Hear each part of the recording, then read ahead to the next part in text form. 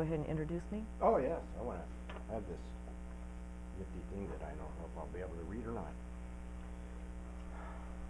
I'm the Toastmaster, so I'm getting a document that was sent to me from Kathy on her introduction. Kathy will be speaking from the Competent Communicator Manual, project number 10, which is the last one. Is that going to finish it? No. No. Oh. Should I have? The purpose of the speech is to inspire your audience. Kathy hopes to challenge your current beliefs and encourage you to make a change in your life by making one small step. Let's learn how her technique as we hear her speak on how to make a pickle. Please welcome Kathy Simons. How to make a pickle. The first thing you need to do is to get a cucumber. Then you create the brine, vinegar, spices, and water. Take the pickle, put it in a jar, take the cucumber, put it in a jar with the brine, process the jar for 20 minutes in a water bath, remove the jar from the water bath and allow that jar with the cucumber, which is turning into a pickle, to absorb the brine, the spices. This takes roughly 6 weeks. But once that is completed, you have a delicious pickle. If you were to take that cucumber and quickly dump it into the brine, all you would get is a baptized cucumber. Fellow Toastmasters, we should all become pickles to absorb with our senses life so that we can enjoy what is around us, what we observe, and the people that are in our lives. If we go too fast, we'll just be a wet cucumber. Let me illustrate with a story. There was a clergy person who was actually working on being slower in his life and enjoying life. He had a son who was 14 years old, and they were going to go to a pop concert. Prior to that time, the clergyman wanted to be with his son, be present with his son, because he had a busy schedule. So they went to a coffee shop, ordered some drinks, and pretty soon, within about 15 minutes, the son said, "I want to get out of here, I'm bored." Well, the father thought, I want him to realize things about life. So what he did, he said to his son, "You come up with 5 things that you observe in this room, and then we'll go. Deal?" So the father's name was Nate, and he said to his son, "Jake, go ahead. What do you observe?" Oh, the son said, "Okay, well, I see that medallion up on the ceiling. It's metal and it holds the light fixture. That's pretty cool. I've never seen that before." The father said, "Good job, you got 1 down, 4 to go. What else do you see?" Well, he looked around and he said, "Well, I see a clock over there, a yellow fish clock. Never saw that before. That's pretty cool." "Great. What else do you see?" He looked around at the floor and he saw that there was teal and black tile bordering the room. Never seen that before. Nate says, "Great, you are almost there." So he comes up with, "I noticed in that corner over there, Dad, is a comfortable chair and table, and it's looking out to the outdoors." And the last thing that Jake came up with was that there was a sign on the wall that said, "Open mic Tuesday nights." Pretty cool. Maybe I can come down for that. Well, maybe it was just because the son was trying to appease his dad with this little game, or he actually started to enjoy what he was looking at around him, because then he wasn't antsy to leave. Fellow Toastmasters, Americans are obsessed with speed. We drive fast, we eat fast, we work fast, and we shop fast. Maybe you're like me. Maybe you could relate to this. I'm driving along and I'm in a hurry and I need to get something to eat, or I'm going to go to a coffee shop. And I look at the fast food line outdoors and it looks too long for me.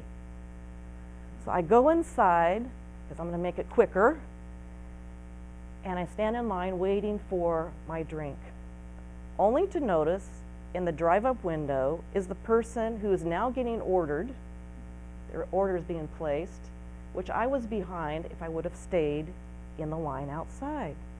And I'm looking around and I've got two people in front of me before I get waited on. When we go through life too fast and we get overwhelmed, I tend to not do the things in my life that are really important to me. When I'm really hectic and overwhelmed, I eat crummy. I eat high carbohydrate foods because I'm looking for energy to keep me going on that high speed chase that I'm going through life. Or I don't go to the gym as I should because I don't have time for that. And last but not least, I leave my friends and family behind because I'm too busy. We also, as Americans, are given the fallacy that the more we produce, the more valuable we are. I have an acquaintance who sends out a Christmas card every year. And I've only known her for about 4 years. And in that time, every year she sends out a Christmas card, and I am always exhausted when I read her Christmas letter. The first thing I come up with, and the second one is, what's wrong with me? This last year, she talked about how they started to buy a house roughly in January of this year. They had to move out on a Friday. They got a message from the realtor to move out on Friday because that weekend, on Monday, they were going to have signing of the papers. So they move out only to find that the buyers backed out. They started in January, and all together it took them till May in order to get their house sold and to find their new one. Then it goes on to talk about all the things that she's involved with travel, with her work, going to the west side of the state. She lives on the east side of the state.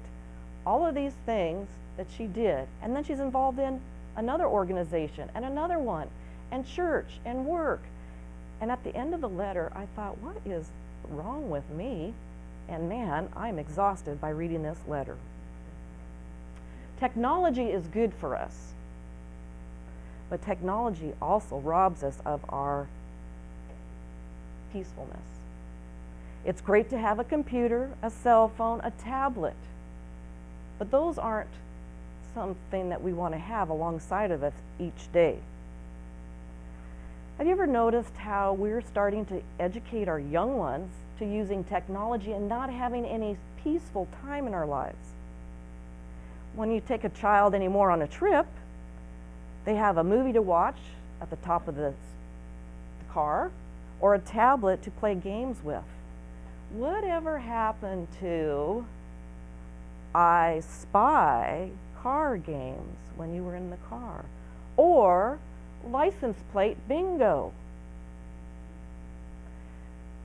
There are some things that we can do to slow us down, to look around at our world around us, to enjoy it more. Here's a few that you might want to try. I've tried some of these. Decide ahead of time what your schedule is the next day, and try leaving 10 minutes early so you're not rushed and you can enjoy what you see around you. I did this one day, decided that the next day I was going to leave early for work, and I also was working on intentionally driving in the slow lane. I get up to leave early. It was a good choice because that day in Terrace Heights it was icy. I'm driving in the right lane, which is my slow lane, come to a stoplight, and I observe around me a car crashing into another car. And I was thankful that I left early. I didn't really like seeing the person crash, but it made me feel like I haven't been a part of that chaos because I'm more relaxed in what's going on. So intentionally leave early, maybe drive in the slow lane, or stand in the slowest checkout lane. Now, I don't have to intentionally try to look for that because I know that the line I am in is the slowest lane. But when I am practicing that, I look for things and not judge the person what they're buying in front of me or how they're paying for it. I'm trying to savor life a little bit.